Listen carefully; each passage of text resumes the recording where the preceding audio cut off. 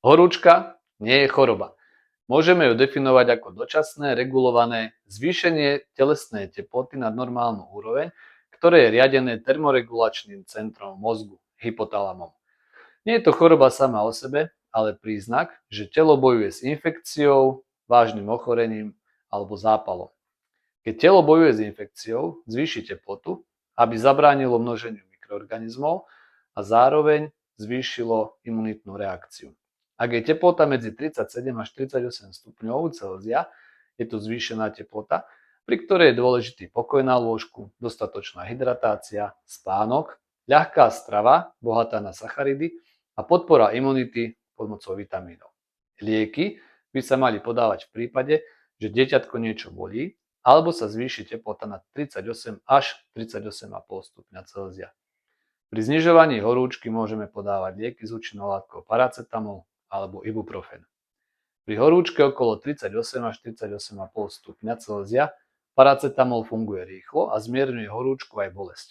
Ibuprofen okrem horúčky pôsobí aj proti zápalu a uľavuje pri bolesti kĺbov, svalov alebo zubov. Dôležité je ale zapamätať si pár faktov. Ibuprofen nie je vhodné podávať deťom do 3 mesiacov bez lekárskej konzultácie. Predávkovanie paracetamolom vážne poškodzuje pečeň. Deťom do 15 rokov nemôžeme podávať lieky s obsahom kyseliny acetylsalicylovej kvôli možnému rozvoju Rayovho syndrómu, ktorý vážne poškodzuje mozog aj pečeň.